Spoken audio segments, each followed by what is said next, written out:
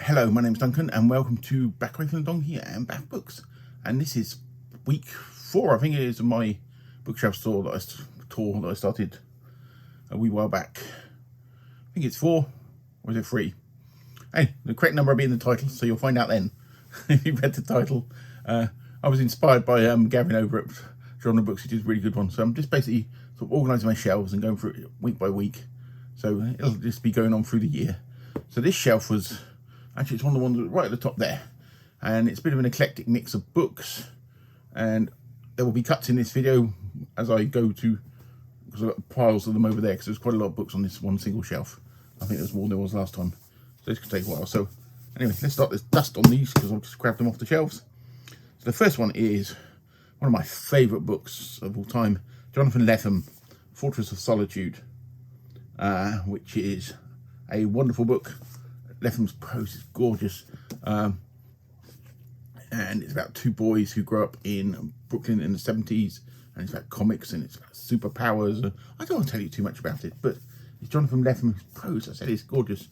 He did another first book with a science fiction one, I think, called A Gun. Something about a gun in the title. I keep meaning to try and get hold of it. It's actually quite hard to find. But yeah, Fortress of Solitude.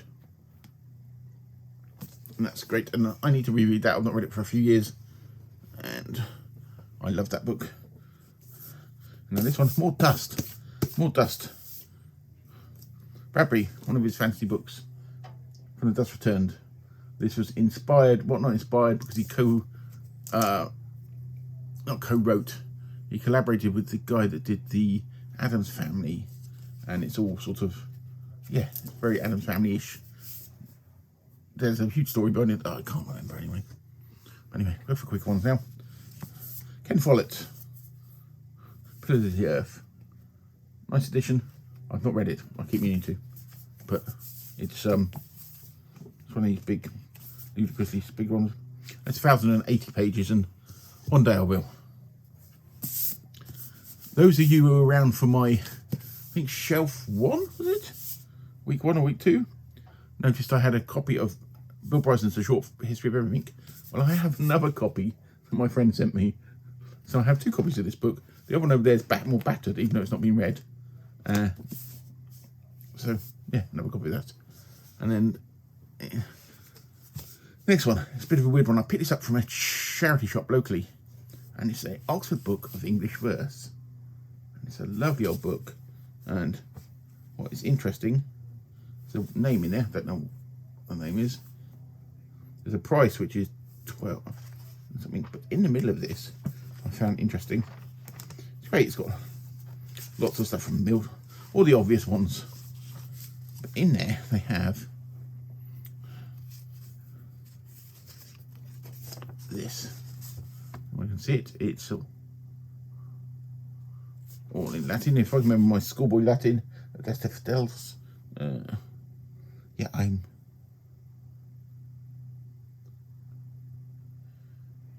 Yeah, in Excelsis Dio. It's part of the mass. It's part of a mass actually, but it's from the University Chapel King's College. As a Catholic boy, I should know this, but sometimes I don't. It's very bad. But yes, so a little cut while I go and grab another pile. Okay, back for another pile. Sorry, get a sip of drink. I've been recording for the past hour, I think, different videos, so I have a dry mouth. So, let's get the dust off that one.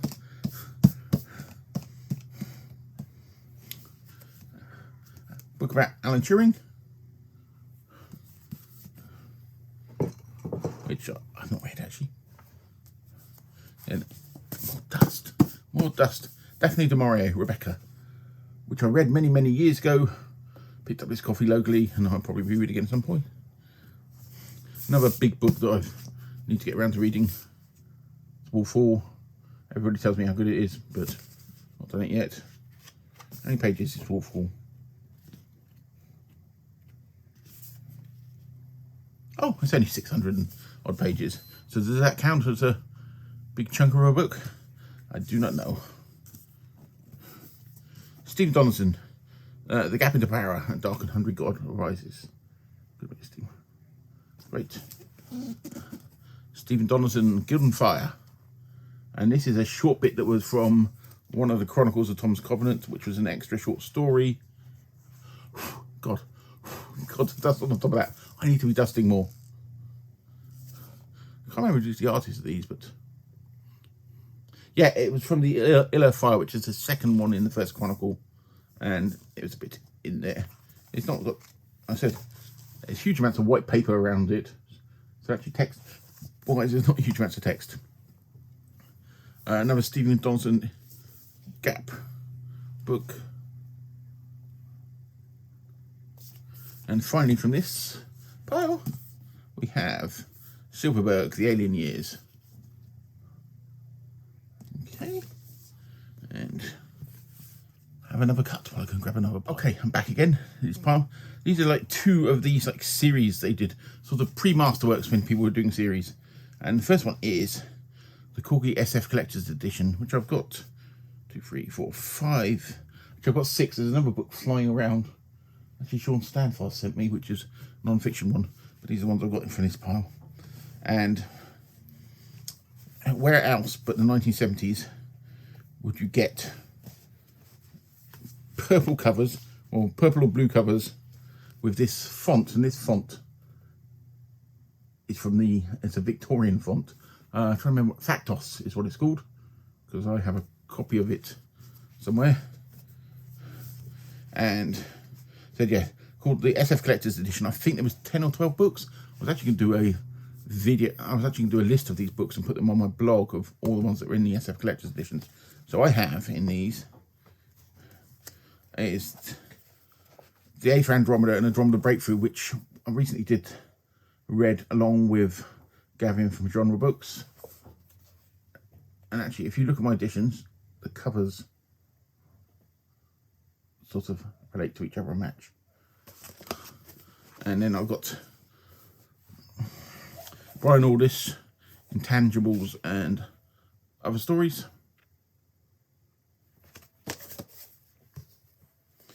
More Than Human, Theodore Surgeon. And I Sing the Body Electric from Bradbury, which is the first one I ever owned. And if you saw the video of mine a year or so ago about my friend sending me a box of books he discovered, because they were actually my books. Complicated story. I'll put a link to the videos up there because it's quite funny. It's a story about me thinking he sent me a box of books that he'd looked out for me, when in fact it was my box of books that I'd left somewhere in about 1992. But that book was in there.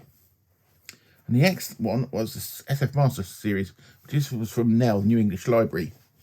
And I've got 1, 2, 3, 4, 5, 6, 7 of these. I don't know how many in these there. I must do a blog post or a video or something on all these editions. So I've got Paradox Men.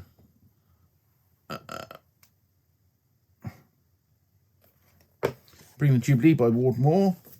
I've actually got another copy of that in a different collector's edition one as well. Land Under England, Joseph O'Neill.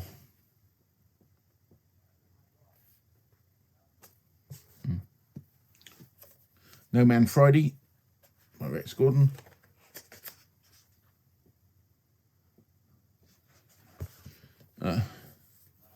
Mission to Gravity, which is Hal Clement.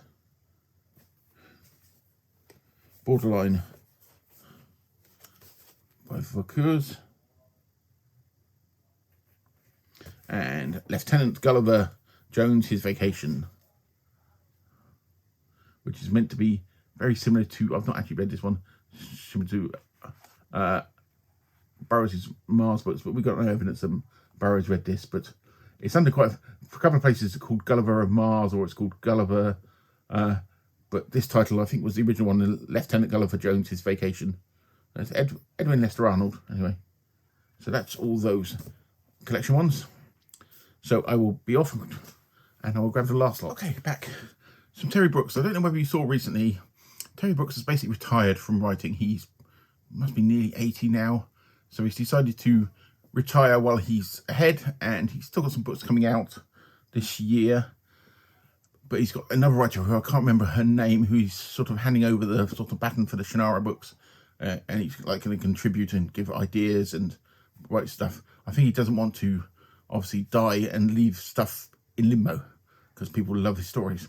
So yeah, so these are some of my Brooks books. Some of the Shannara ones I've got. I read Shannara, probably the stuff that came out. The first one I have here with the wonderful Hildebrandt painting on the front there. And this first one is basically the Fellowship of the Ring. But he did that on purpose as a sort of tribute to it. But they get better as they go along, the Shannara books. They're not, you know, I don't want to do them down. They're not the best fancy out there, but they are fun reads. They're enjoyable, and yeah, they're just good. They're good solid writer. Can't remember what order these go to. But I've got a. For some reason, I have a trade size or a weird size of Wish Song of Shannara. A good cover. Sorry, just trying to find an order of these. I've got another Wish Song of Shannara there for some reason. Elfstones, which is the second one. I think this, which is the classic cover on that one, which I really like. Very Dungeons and Dragons-ish at the time. And then I've got Druids, Talismans of Shannara,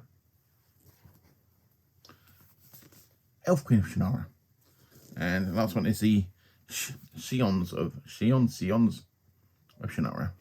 And that, I think, is technically the first 6 or 7 books of the Shannara books. And that is the end of that shelf. So, yeah. Have you read any of these? Do you know any of these? But I know it's a bit of a random mix. Anyway. But I will be back with another next shelf, probably next week. I'm not going to guarantee anything because I've got a lot of bits going on. And I will speak to you very soon. And I hope you enjoyed that brief look. And bye for now.